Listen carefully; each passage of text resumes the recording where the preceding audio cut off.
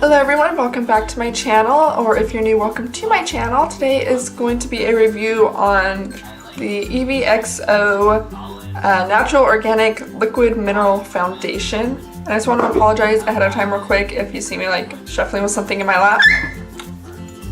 Oh, stop. She's being so needy today, so she needed to be up in my lap, but please don't like my foundation.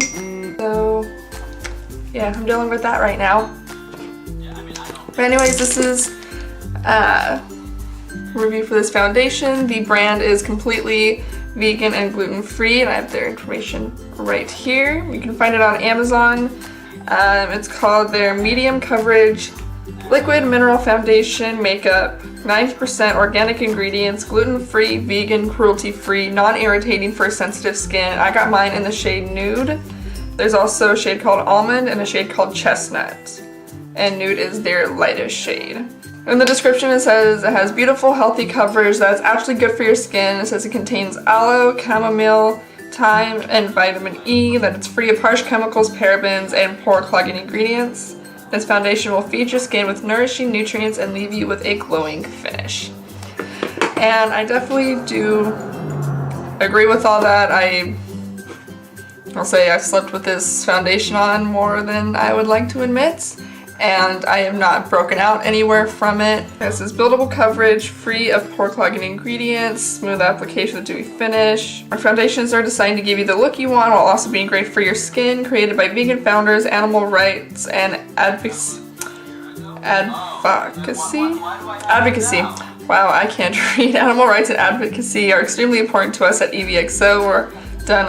We've done all due diligence to ensure that no animal testing or abuse occurs at any point in our supply chain, which is really nice. You get 1 fluid ounce or 30 mils of product for $24.99. Because it's on Amazon, it is eligible for Amazon Prime, so I did get it within 2 days of ordering it. Okay, so how do I feel about this foundation?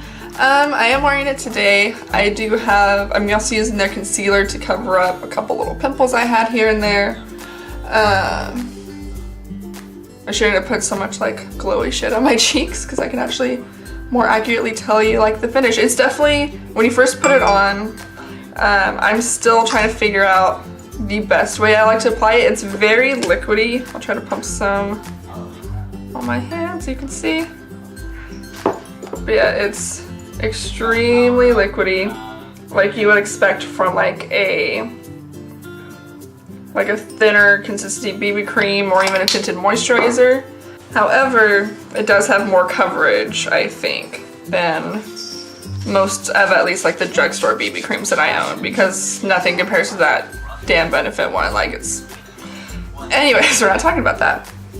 It has pretty good coverage. It definitely evens out my overall skin tone. I usually just have, you know, the worst of my little acne scarring and my current acne popping through. And yeah, it's not quite, there's no like shimmer in this product or anything, at least none that I can see. It's just very natural looking on the skin. It's like healthy skin with like a touch more luminosity. I do wind up still, you know, setting it with powder and everything. I have not tried wearing this without powder. It doesn't feel extremely tacky before you put the powder on, but I have combination oily skin, so it's just safer for me to powder because that's what I'm going to do every day anyways. And then I still set it with a matte setting spray just because that's what I always use anyways. But it's still, even after all that, it doesn't go straight to looking completely matte. It just looks like skin, which is very nice. As for a color match for me, I usually wear I usually compare everything color-wise to my CoverGirl Atlas Stay Fabulous in Classic Ivory because that color matches me up perfectly. This is a little bit deeper than that, just a smidge. And as you can hopefully see, this one is the CoverGirl in Classic Ivory. This is the EVXO in Nude. If you can see, the EVXO is just just a couple hairs deeper and maybe a little bit more, I don't know, they're pretty similar in tone. I am I have a pretty neutral skin tone, and it doesn't show up like overly yellow. Like, I want to say it doesn't show up overly yellow. It shows up slightly warm on my skin, but once it's blended out completely, it matches me pretty well. It's definitely not pink at all. If it's gonna lean anywhere, it's gonna lean slightly more on the beigeier side, at least in this color from what it looks like on my skin tone. It wears, I'm just like looking in the mirror to kind of look at it. It wears pretty well. I don't notice it wearing off really weird or patchy or anything. It kind of just, like, after a few hours, I do notice my freckles showing through. That's another thing I can look at. Like, if I look at it right now, let me get even another mirror out. And if I look at it right now, and mind you, I do have, I have the foundation on, I have concealer on some of my acne, I have concealer under my eyes, I have powder on, and even so, I can still see like all my freckles on my cheeks. So not like, it's not like they're like bam, but like you can definitely see my freckles through it. So, but it's weird. Like, if I feel like because it conceals the redness so much, it makes it feel like fuller coverage than it is. Like, I can still see all my freckles and everything, so it's like it still looks natural, but my skin looks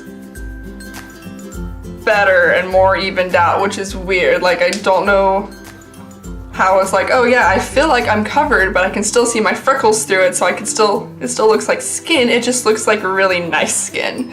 I don't know, I've worn it to work, both when I'm waitressing and when I'm doing dishes, and it doesn't wear off really weird. It doesn't get all, especially when I'm doing dishes, I haven't noticed it getting all gross and grimy from the steam or sweat or anything like that.